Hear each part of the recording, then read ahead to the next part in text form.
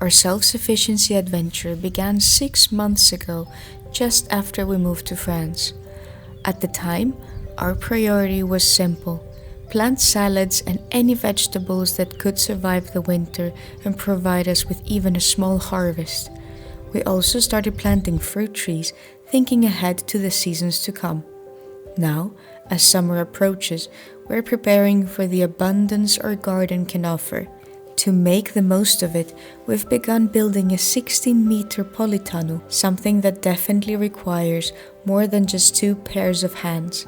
It's all in the hope of creating the space we need to plant our precious vegetables, which have already outgrown their containers. Last week, we started by building the frame of the polytunnel, and now the work continues. We're racing to be ready in time to plant our tomatoes and peppers, and before Gisli's parents, whose help has been invaluable, head back home.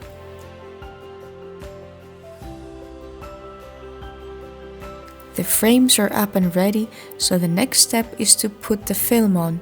It's a job that requires precision, cutting each piece carefully with no room for mistakes.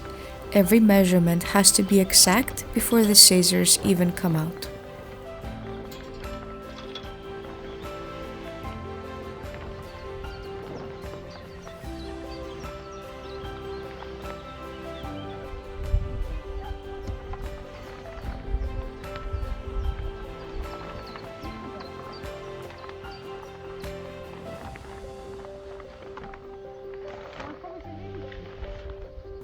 The polytunnel we chose comes with a lot of thoughtful details.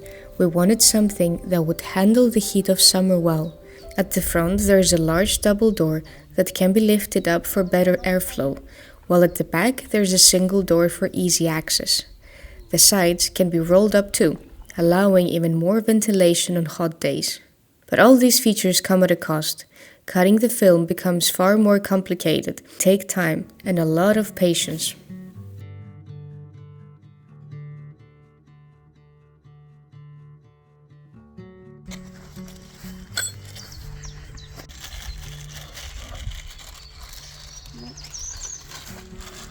Power. Now the same.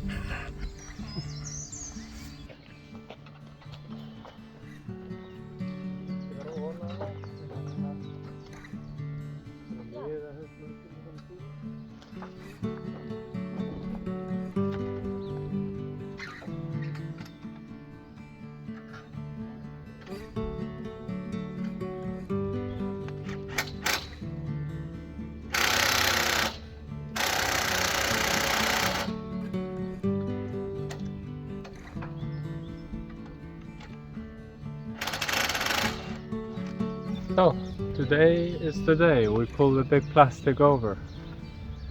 I'm gonna try and set up some little ramps to stand on each end, and then we just try and drag it between us all the way over. I'm not really sure how you would do this otherwise. Maybe pull it over with some ropes or something, but I'm kind of afraid to rip the plastic. So yeah.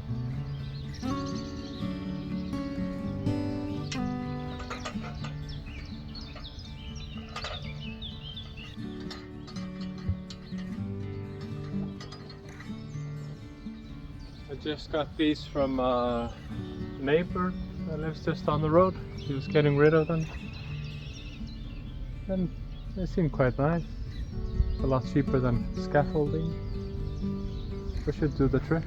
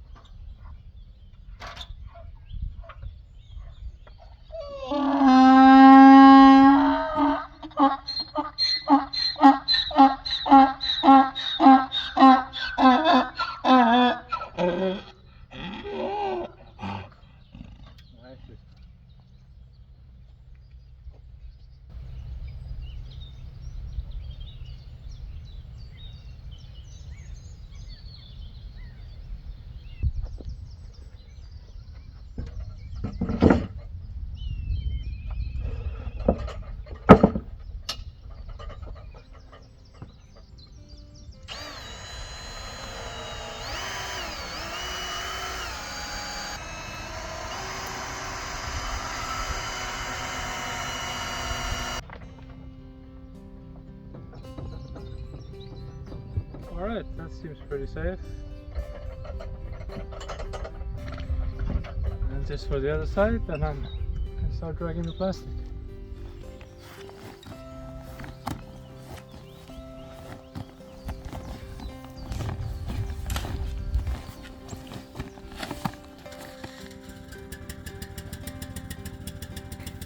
The moment has arrived.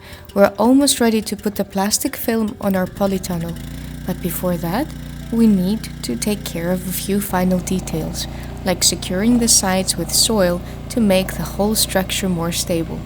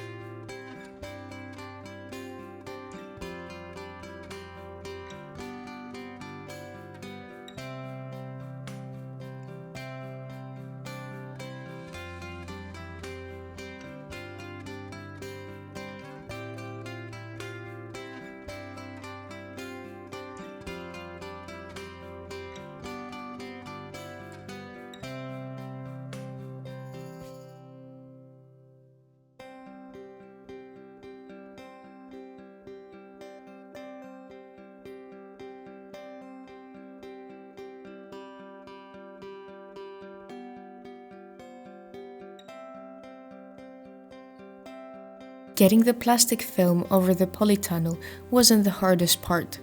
It was stretching it tight and fixing it in place that really tested us. Every corner needed adjusting, every section had to be pulled just right, and even the slightest mistake meant starting over.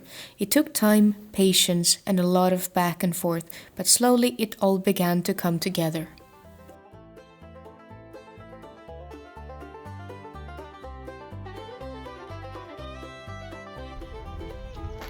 That went better than expected. We managed to start with stretching the top, put all the zigzag wire in. Now I've done the sides, and to stretch it a little more, it is loosened here.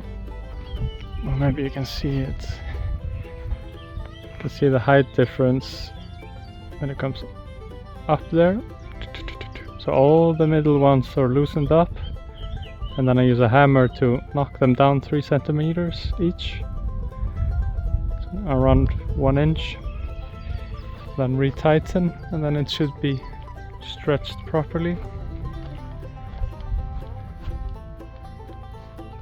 So everywhere here I've just made a little mark. I think it's technically supposed to be on the outside. Maybe I'll go a little shorter, or I'll just feel how the film is stretching. But yeah, loosen all these a little, knock them all down, and fasten again to finish stretching the plastic. And then there's plenty of other things to do. Create these roll-up sides and all kinds of little bits. Trim all the plastic. Time to test it out. Doesn't really feel like it needs to be stretched much, but you just have to follow the instructions and hope it does it right.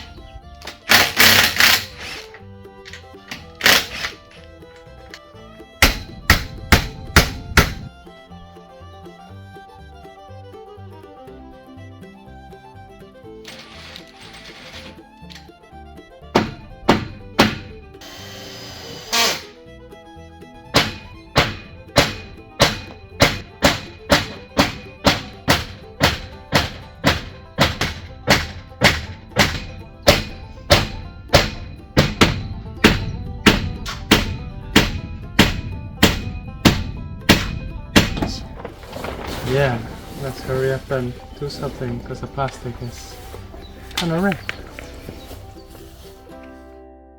Piece by piece, the polytunnel came together, each step bringing it closer to completion. What the camera can capture, though, is the heat inside. Working out in the open air was one thing, but inside, even the smallest task felt intense. Still, that's exactly what it's meant to do, and it's a good sign that it's already working.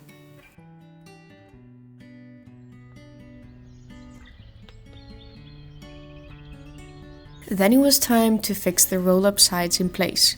It definitely took us a few tries to get it right, but we didn't give up.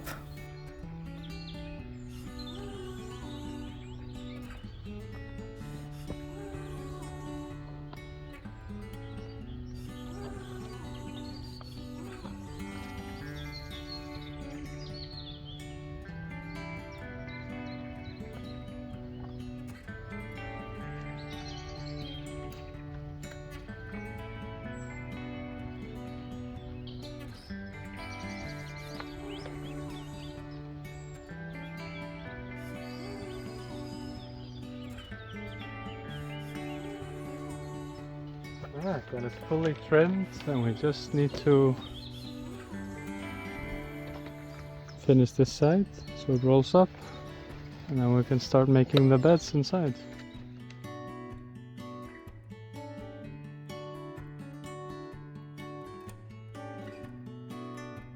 Any chance we get this the first try?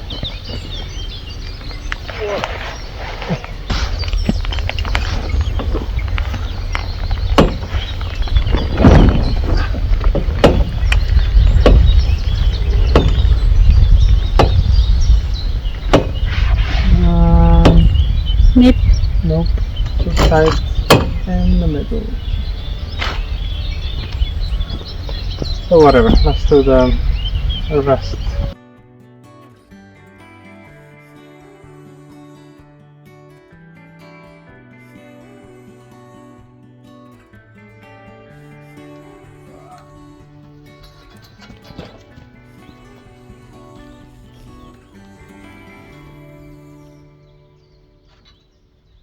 And finally, it was time to start forming the beds. Just like the rest of our garden, the polytunnel follows a no-dig, no-till approach.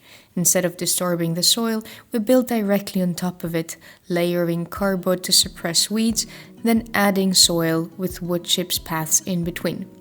We kept the paths narrow, but still practical to walk on. And to shape the beds, we reused the same mold Gisli made for our outdoor beds back in the fall, bringing a bit of continuity into this new space.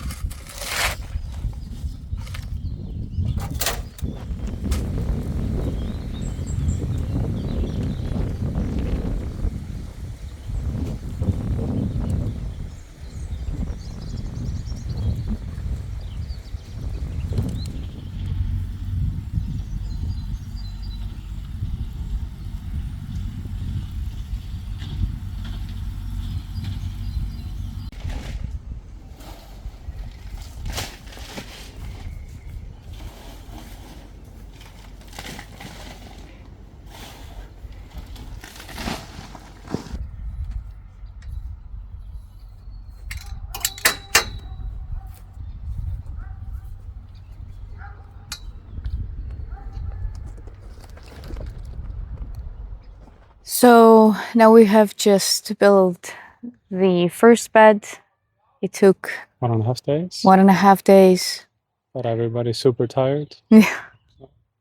It's very exhausting working in this heat. Not at this very moment, because right now I think we're waiting a storm or some kind of heavy rain. Right now it's actually quite cool. It was very nice working today when it wasn't so hot, but the previous days was very warm to work. Now we just hope that it doesn't blow so much. So well, it's the test for our polytunnel to see if it survives and doesn't fly away, if we have done everything properly. That would be nice. Hopefully the weather is nice tomorrow so we can continue working, because there's another 5 long beds. Yeah. There's another 5 long beds to build. That's quite a lot. So wish us luck.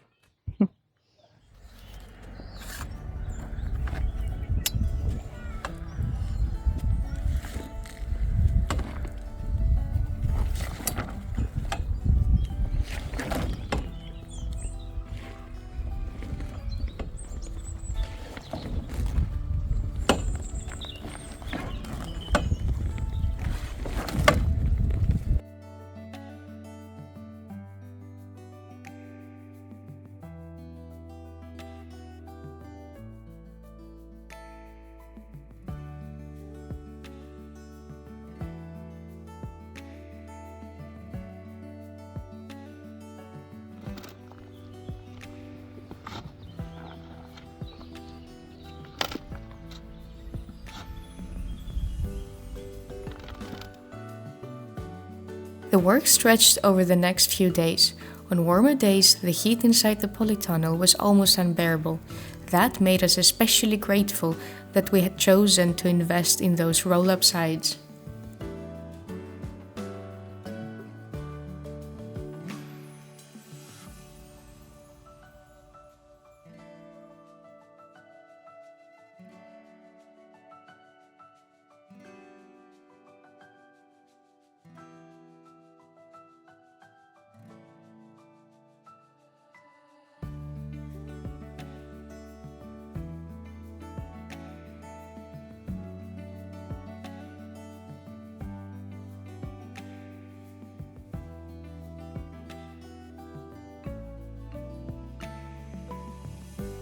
"10 days into the project and we've come a long way.